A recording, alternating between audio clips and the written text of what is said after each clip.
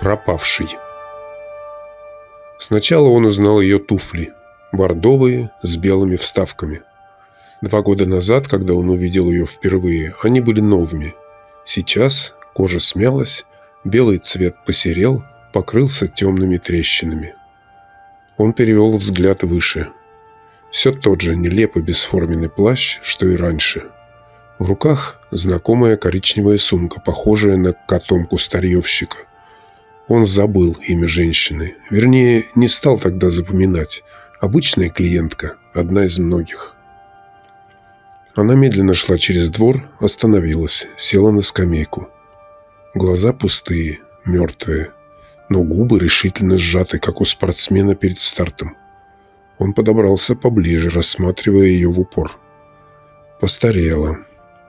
Ее одиночество и неустроенность сейчас были особенно заметны. Как же ему хотелось ей все объяснить.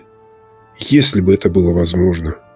И если бы можно было отмотать стрелки на 2 года назад.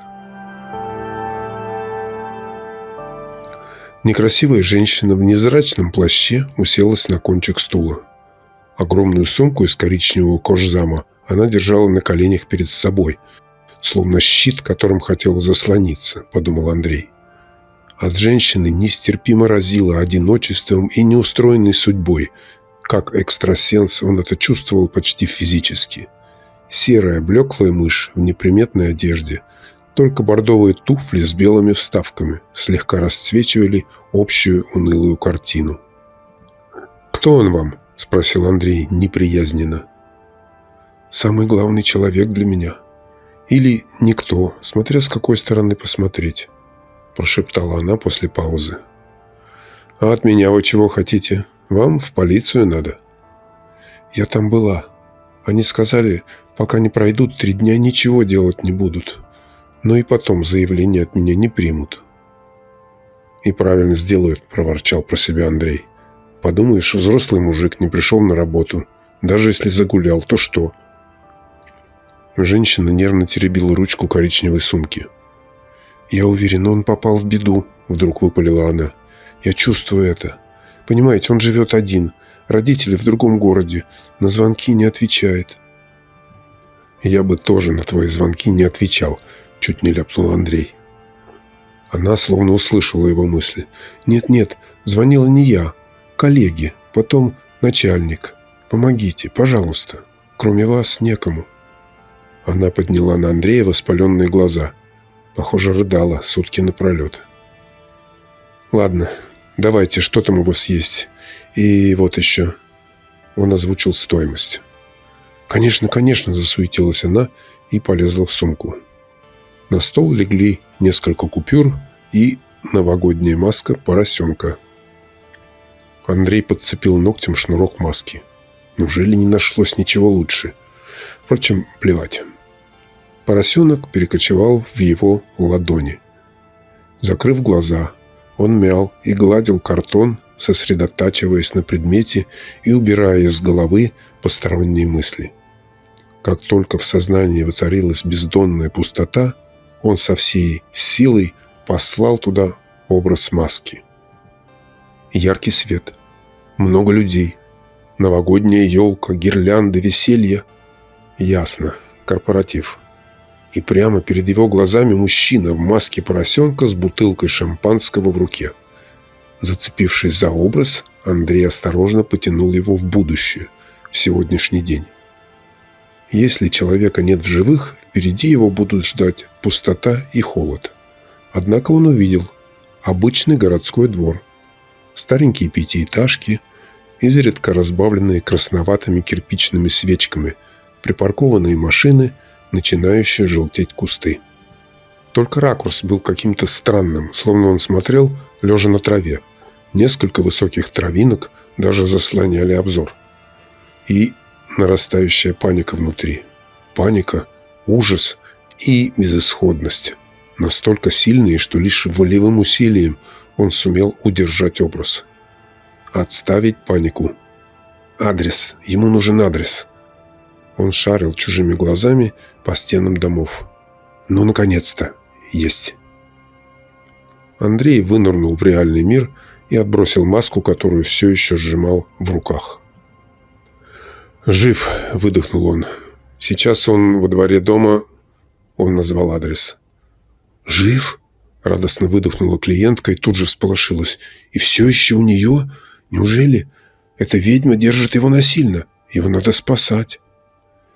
«А, — усмехнулся Андрей, — так вам знакомо это место? Позвольте спросить, откуда?» «Ну, — она смутилась, — я шла за ним. Но это не то, что вы думаете. Это не ревность. Просто...» Женщина вдруг выпрямилась на стуле. «Она ведьма. Она...» «Вы всерьез считаете, что женщина может удержать здорового мужика против воли?» — перебил ее Андрей. «К тому же ведьм не существует. Их всех сожгли в средние века», — добавил он, шутя. Клиентка вновь сникла. «Я просто хотела узнать, что он сам, что у него, все хорошо. Простите». Она достала из сумки скомканный платок, высморкалась и сказала уже спокойнее. «Значит, с ним все в порядке, жив и все еще без ума от нее. Что ж, пусть будет счастлив». «В порядке, да не совсем, и совсем несчастлив», — подумал Андрей, когда за посетительницей закрылась дверь. Ужас и безысходность того незнакомого мужчины не давали ему покоя. Что-то с этим человеком было не так. И, не вытерпев, Андрей отправился в тот двор. Едва он показался из-за угла дома, два бродячих пса бросились ему навстречу. Подбежали, тявкнули незлобно, загораживая дорогу, но нападать не стали. Пока он кружил по двору, они так и трусили следом, предостерегающе гавкая. Еще тут были коты. Пристально следили зелеными глазищами за человеком, не двигаясь с места. Побродив по двору, Андрей нашел, откуда смотрел глазами незнакомца. Обычный газон возле дома, поросший осокой и крапивой. Но почему тот человек лежал на земле, да еще осенью? Андрей заозирался по сторонам и тут увидел ее. То, что это та самая ведьма, он понял каким-то шестым чувством, мужским естеством. Издалека девушка выглядела обыкновенно. Не красавица, ничего особенного. Но чем ближе она подходила, тем больше преображалась. Огромные глаза с поволокой и яркие губы. Даже каштановые волнистые волосы, которые были наспех заколоты в пучок, теперь почему-то оказались распущенными по плечам. Вдруг нестерпимо захотелось прижать ее к кирпичной стене и впиться в эти зовущие губы. За большим трудом он подавил желание. Помогли собаки, крутившиеся рядом, и отправился знакомиться. Дело могло и подождать, а вот незнакомка вряд ли. «Простите, но вам лучше уйти». В голосе девушки слышалась грусть. Она постаралась обойти Андрея, но он преградил ей путь. Просто взять и уйти он уже не мог. Вдруг она оказалась в этом дворе случайно, и он больше никогда ее не увидит. Он же потом всю жизнь будет мучиться. И кто сказал, что она ведьма? Никакая не ведьма. Он пустил в ход все обаяние, на которое был способен, но единственное, чего достиг, узнал имя. Кира. Ночью ему снилась Кира. Сияющие глаза, длинные распущенные волосы, теплое, ласковое тело. Проснувшись в поту, он думал только о ней. Все остальное не то, чтобы отошло на второй план. Просто исчезло. Вскоре с охапкой цветов Андрей нетерпеливо прохаживался под ее окнами. Рядом по-прежнему предупредительно подтявкивали псы, да осуждающе косились толстые коты. Но он их не замечал. «Спасибо». Лицо Киры зарылось в цветы, на губах заиграла улыбка, и он пропал окончательно. Да что там, пропал он еще вчера, а сегодня... Он обнял ее и притянул к себе. Она попыталась высвободиться, но Андрей не отпускал. «Не отпущу, никогда», – прошептал он, целуя ее шею, и вдруг почувствовал резкую боль в ноге. Один из псов вцепился зубами в икру. «Кровь!» – Кира испуганно отстранилась. На голубых джинсах действительно показались красные пятна. Но даже сейчас он не выпустил девушку из объятий. «Ты торопишь события». «А мне кажется, что я слишком медлителен», – прошептал он, зарываясь в ее волосы. «Мы не должны. Ты не можешь». Ее голос тоже упал до шепота. «Да плевать», – неистово прошептал он. «Что бы там ни было, плевать на все». «Ты не понял. Сначала ты должен полюбить меня. По-настоящему. Иначе...» Но он не слушал. Охапка цветов упала на бетонные плиты подъезда. Куртка осталась валяться на полу в коридоре. Он подхватил Киру на руки и понес в комнату. «А как же любовь?» – тихо спросила она, отворачиваясь от его поцелуев, но ответа не дождалась.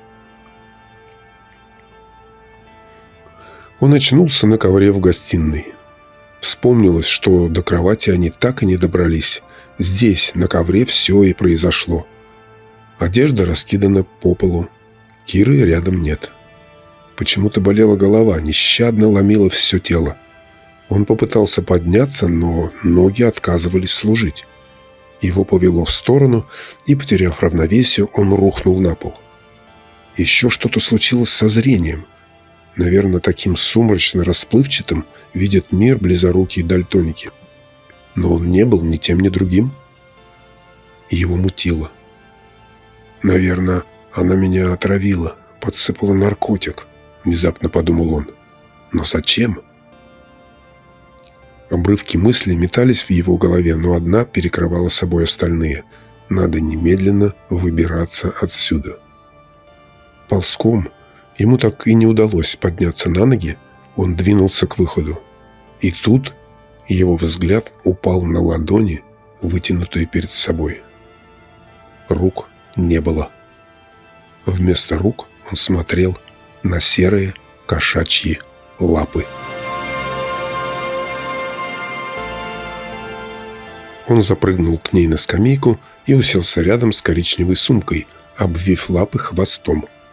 Женщина машинально погладила его по спине, и он вдруг почувствовал, что в коричневой сумке лежит нож. Она пришла отомстить. Думает, что Кира убила ее знакомого. Первой мыслью было запрыгнуть в сумку, схватить зубами нож и дать дёру. Кира же не виновата, что она такая. Не может противиться мужской настойчивости, ищет любви, пытается объяснить. Да только кто ее слушает? Сами ведь во всем виноваты. Но он остался на месте. А вдруг со смертью Киры исчезнет и колдовство? Ведьма же все-таки.